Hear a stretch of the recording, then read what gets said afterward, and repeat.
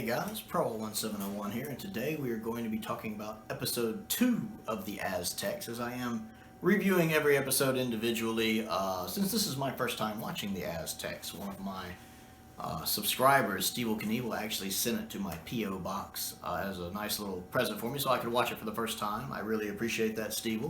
I do have a P.O. box down in the description below if you're interested in sending me anything. Episode 2 I liked better than episode 1 overall. Episode 1 dragged a little bit for me, except for that one part with Hartnell when he talks with Barbara about changing the past. Episode 2 is a little better. It picks up a little bit. One, the technical issues didn't look as bad. I didn't have as much problem with the camera work, and the blurring seemed less to me. Maybe I was just mentally shifting over to watching a 60s Doctor Who story better. Barbara is great in this. I love her in this role here. I like the conversation she has with Hartnell at the beginning, when Hartnell's like, "You could have just left well enough alone." "Well, I didn't think, that's just it. You didn't think, my dear." I love that. Hartnell is great in this as well. Hartnell's just magnificent as the first Doctor in this story. And then how immediately after he, chides her over it, he's like, "I'm sorry, my dear. I'm sorry. It's not your fault." I like that whole, where he felt bad. You can catch by this point, he kind of likes Barbara. He enjoys having her around, so he realized he was kind of rude to her. I like the fact he's kind of trying to apologize as much as he can. I like the conversation, too, between Barbara and the one guy with the line over his face, the butcher, I guess the Doctor calls him, the one that does the sacrifices. I like their little confrontation with each other when they're talking, and I think that's acted really well. I like the butcher better in this one. I wasn't really clicking with him in episode 1, but I really liked him in episode 2, the instigator, basically. I think the actor who's playing him is doing a really good job, because he's kind of a simple, I'll say villain. He's not really a villain, because I don't think there's any malice in him. His beliefs are his beliefs. But he plays this kind of simple character well. It's a bit of a 2D character, but keeping in mind this is season 1 of Doctor Who, it's very much a kid's show. It doesn't have to be in-depth or subtle at this point. I think the guy is pulling off the kind of villain he has to do really well here. The stuff he's doing with his faces, and then I will show them. It works here, like when the episode first starts and he's looking right into the camera. It works for the type of episode this is. I think that guy does that kind of performance well here. I like him.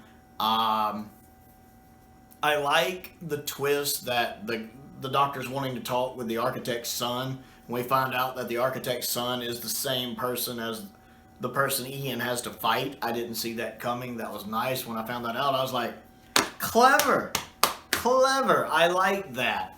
And then how the guy tricks the Doctor into teaching him how to fight hand-to-hand combat, and then the trick of the thorn to slow down the other person, the cactus thorn, to dull their senses. I like how he cons the first Doctor into that. The fight between Ian and him is, I don't think they choreographed it. I forgot to mention this in my episode 1 review, but that fight from episode 1 when the two guys are fighting is not good. I think in both cases they didn't choreograph it. They just said, just get in there and do something. And they both look very staged. They look like that fight between Kirk and the Gorn in that original episode of Star Trek, where you're just sitting there going, That's how that looked here. I was very much going, oh dear. How sad, as Morgus would say.